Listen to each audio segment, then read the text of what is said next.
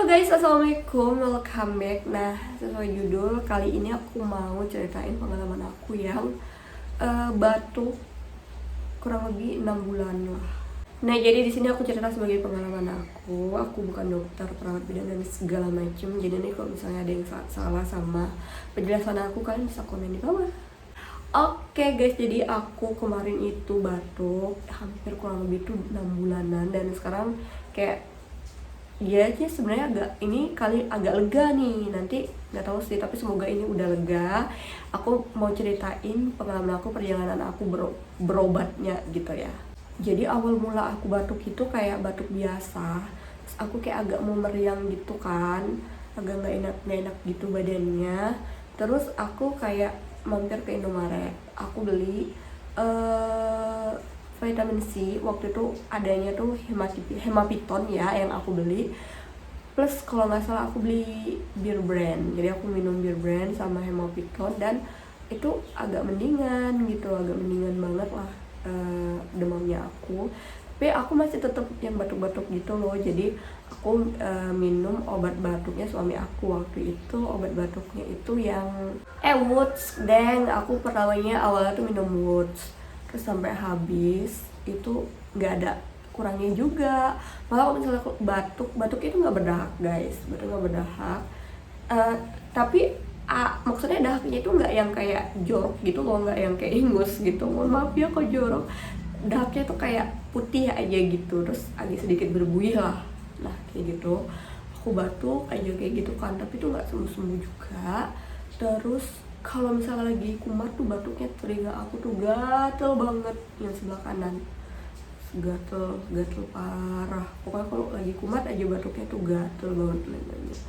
Nah terus aku kayak yang kedua, aku mencoba untuk minum susu kambing kan, karena biasanya kalau batuk tuh minum susu kambing tuh sembuh gitu. Kebetulan di dekat rumahku tuh ada yang jual susu kambing fresh yang baru diperes gitu, langsung kita minum, nggak dimasak lagi gitu ya.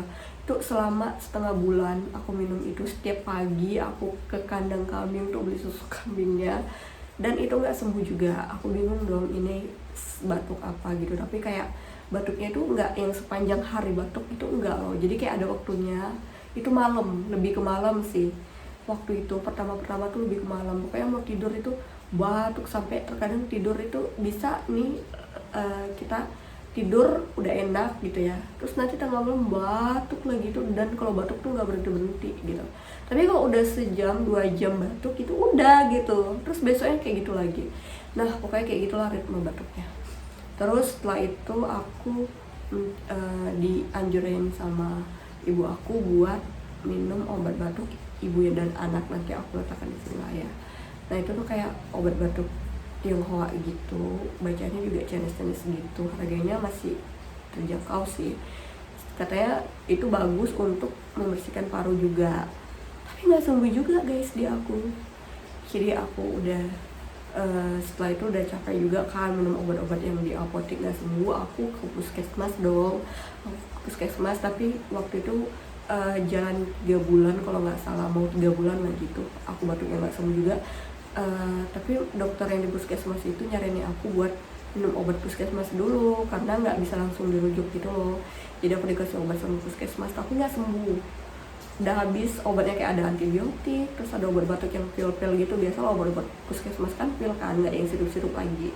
Terus aku minum nggak sembuh juga. Terus aku dirujuk ke dokter. Pertamanya dokternya bilang kayak gini kan, yaudah kita rujuk aja katanya gitu, karena udah 3 bulan nggak sembuh gitu kan. Terus dokter yang di puskesmas itu bingung juga, kamu mau dirujuk kemana? Ke paru ya, karena kan batuk kata dia gitu. Aku nggak mau ke paru. Kenapa? Karena aku takut, karena kalau di paru kan aneh-aneh kan. Terus aku ngerasa juga batuk aku tuh nggak di paru gitu, batuknya tuh gatel di leher, gatel banget. Dan entah kenapa kalau pas kumat batuknya, telinga aku tuh juga gatel banget. Makanya aku minta dirujuk ke spesialis THT. Nah di sana di THT aku dicek tenggorokan aku sama dokternya. Di sini tuh merah, karena kan batuk aja kan, makanya merah. Terus dia awalnya tuh bilang kalau aku tuh batuk alergi, terus dikasih obat alergi. sama dokternya. Aku minum kan, aku minum obat alerginya itu selama berapa hari ya, 4 atau 5 hari gitu lah. Obatnya itu untuk 4 sampai 5 hari.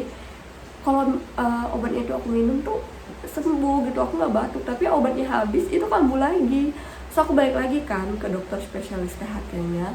Terus dokternya juga heran juga kan, bilang mungkin kamu emang batuk alergi, karena pas minum obat alergi itu aku sembuh, katanya dokternya gitu kan. Jadi tapi kamu kayak ada lambung juga sih menurut aku, kata dia kayak gitu.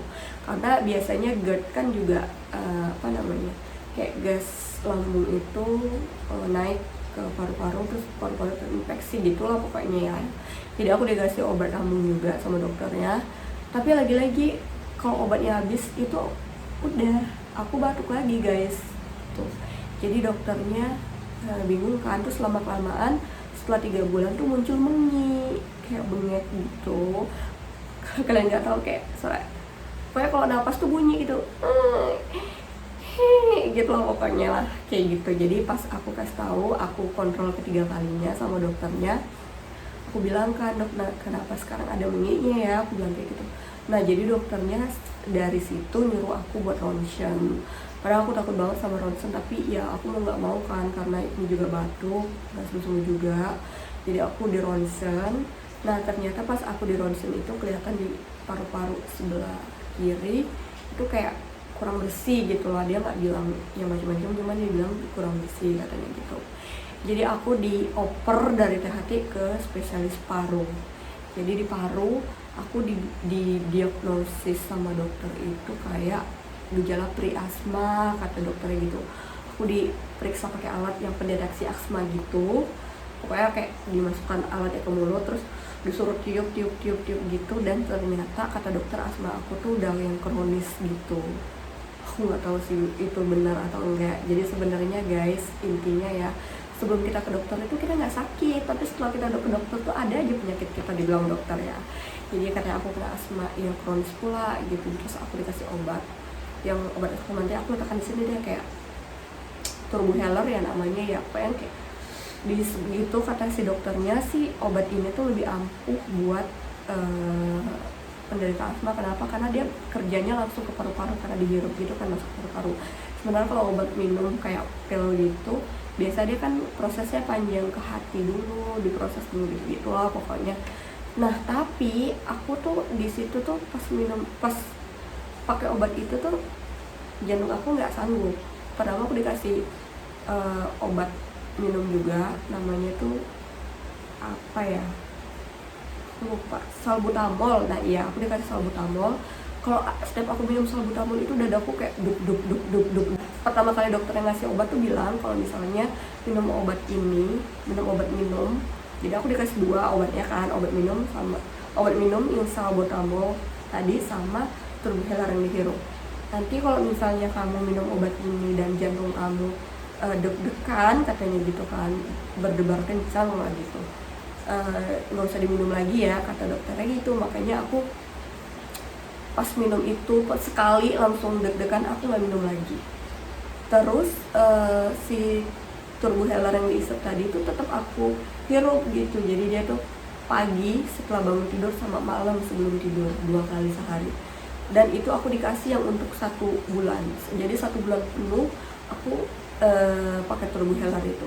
Lumayan sih pas pakai Turbuheller itu, batuk aku nggak kambuh. Tapi pas Turbuheller yang habis tuh tetap batuk gitu. Jadi aku kayak ngerasa ini nggak ada perubahan. Aku datang lagi ke dokter parunya, terus kata dokternya, saya kasih ya 1 lagi Turbuhellernya karena kamu kemarin kan baru 1, kata dia gitu, baru sebulan. Terus pas aku pas aku pakai Turbuheller yang kedua itu, aku ngerasa deg-degan juga guys, sama kayak pas aku minum salbutamol. Jadi aku berhentiin di situ kan. Terus aku kayak mikir, aku udah berapa bulan berobat ke dokter dari THT ke paru tuh kan lama ya, aku nggak ada kurangnya gitu. Jadi aku beralih kayak pengen berobat ke pengobatan tradisional lah gitu, kayak herbal gitu. Terus aku aku beli juga obat di Shopee, namanya apa ya itu, pokoknya aku letakkan di sini lah. Pokoknya dia tuh kayak madu hitam, terus ada ramuan-ramuan kayak jahenya, terus apa gitu. Aku beli 3 botol dan itu nggak sembuh juga, kayak nggak ada kurangnya. Jadi itu aku berhentiin, terus aku balik kampung, ke kampung halamannya aku, ke rumah orang tua aku gitu kan. Terus di sana sama orang tua aku diajak berobat ke pengobatan tradisional gitu. Jadi kayak bapak ini tuh kayak modelnya kusuk sih, terapinya tuh kusuk. Jadi dia tuh kayak pengobatan tebu ireng gitu guys, tahu kan, kayak si Ningsih itu kayak lagi viral di TV. Nah itu dia kayak gitu. Tapi bapak ini laki-laki lah gitu istilahnya. Terus terapinya itu di ruangan itu semua orang lihat gitu, jadi bukan cuma kita berdua, makanya di situ aku yakin sih dia. Maksudnya aku bisa percaya untuk berobat di dia lah gitu, karena kan aku perempuan ya. Nah terus pas berobat di dia itu aku dikusuk, kayak aku nggak tahan banget, aku teriak-teriak sampai nangis dikusuk, kayak nggak masuk akal gitu. Di situ katanya batuk. Aku cerita kalau keluhan aku cuma batuk yang 6 bulan nggak sembuh gitu. Aku udah bilang aku bener-bener ke dokter, Doronsen katanya aku asma. Terus kata si bapak itu kamu tuh asma, sebenarnya asmanya tuh enggak, tapi batuknya kamu tuh karena infeksi lambung, kata dia kayak gitu. Logika sih mungkin ya, karena mungkin aku ada penyakit lambung terus infeksi paru-parunya jadinya batuk gitu. Nah terus katanya juga aku kena kolesterol, terus aku ada asam urat, terus aku juga kena saraf kejepit. Aduh banyak banget jadinya yang penyakit aku. Jadi aku kayak wow gimana gitu ya. Terus terus pengobatannya itu juga pakai ramuan guys. Jadi kita dikasih ramuan, nanti aku kasih video ramuannya. Sampai sekarang aku masih minum dan aku ngerasa kayak agak mendingan gitu loh minum si ramuannya itu. Jadi ramuannya itu terdiri dari daun sirih itu 3 helai, terus daun salamnya 7 helai, terus 1 batang rumput gajah, kalau kalian nggak tahu ada aku letakkan di sini ya, terus sama sirih Cina. Kalau di online aku melihatnya itu namanya sirih Cina. Jadi sebenarnya tubuhnya itu di sekitar lingkungan rumah kita, di rumah kakaknya aku tuh banyak. Pokoknya dia tuh di batu-batuan biasa tumbuhnya, terus di daerah yang lembab kayak batu-batuan di samping-samping kamar mandi gitu guys, kayak di sini lah. Nah nanti itu dicuci terus direbus secara bersamaan, terus air rebusannya itu kita minum pagi, siang, sama sore. Nah alhamdulillah aku lumayan minum itu, jadi aku nerusin minum ramuannya itu, walaupun aku sekarang udah gak berobat. Jadi aku berobat di terapinya orang yang tebu ireng tadi itu cuma 2 kali doang. Terus aku juga kayak sekarang ngerasa agak lumayan, ini obatnya juga obat herbal. Aku tambah pemulihannya juga pakai susu kambing yang aku beli di Shopee. Ini segini tuh harganya 19.500, ini 200 gramnya guys. Jadi ini susu kambing Etawa Rukia, jadi ada plus bidara dan daun kelornya. Kalau kalian mau nanti link produknya aku masukkan di description box. Nah ini tuh kayak manfaatnya bisa mengobati gangguan jin dan sihir, terus asma, flek paru-paru, bronkitis, asam lambung, dan pegel lindung. Jadi ya semoga ini bisa membantu ya. Dan memang terkenal kan kalau susu kambing itu bisa nyembuhin batuk dan bisa membersihkan paru-paru juga. Makanya aku kayak yaudah deh coba beli ini gitu. Ini dari Sumah Tawakal gitu. Ini minumnya juga ada adabnya ya guys, aku tekan di sini deh.